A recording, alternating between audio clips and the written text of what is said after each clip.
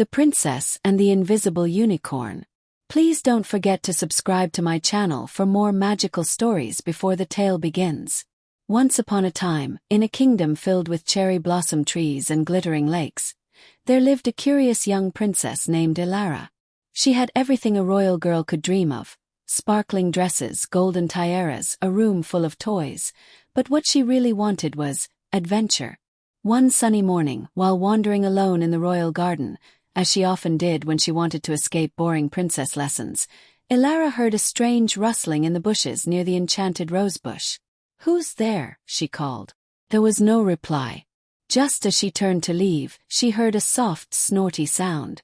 "Heartwarming." She peeked behind the rosebush, but there was nothing. Or was there? She stepped forward carefully and suddenly bonk! She bumped into something invisible. "Oh, a voice grumbled. Elara gasped. "Who said that?" The air shimmered for a moment and a voice replied, "You stepped on my hoof." "You're what?" And then she saw it. The outline of a horn floating in the air.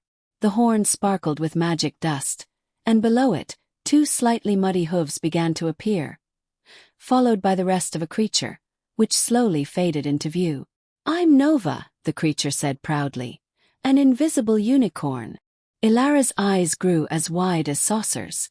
"A real unicorn? But why are you invisible?" Nova sighed dramatically. "It's a long story. I was playing with some magic berries in the enchanted woods, and I accidentally turned invisible forever. Now no one believes I exist. Except you." Elara grinned. "That's the best thing I've heard all week." From that day on, Elara and Nova became inseparable. She brought him honey cakes from the royal kitchen.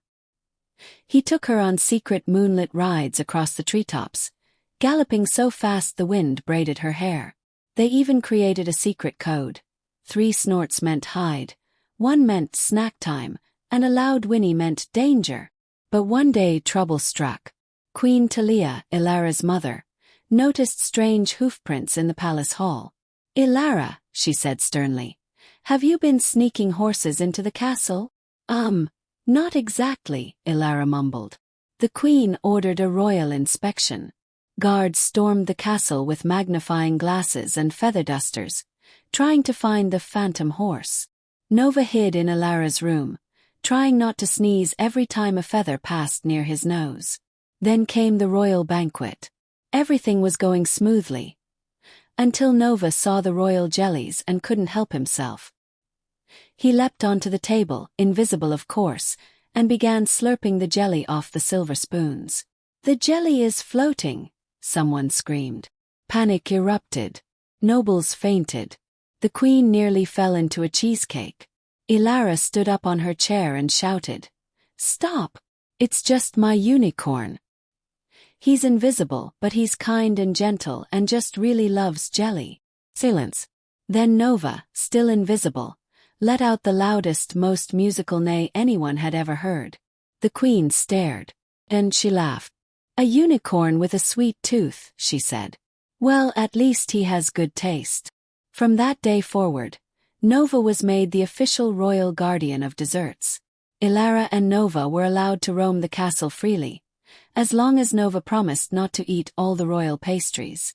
And so, Princess Elara and her invisible unicorn lived happily, mischievously, and magically ever after. Moral of the story: sometimes the most magical friendships are the ones no one else can see, but you'll feel them with all your heart.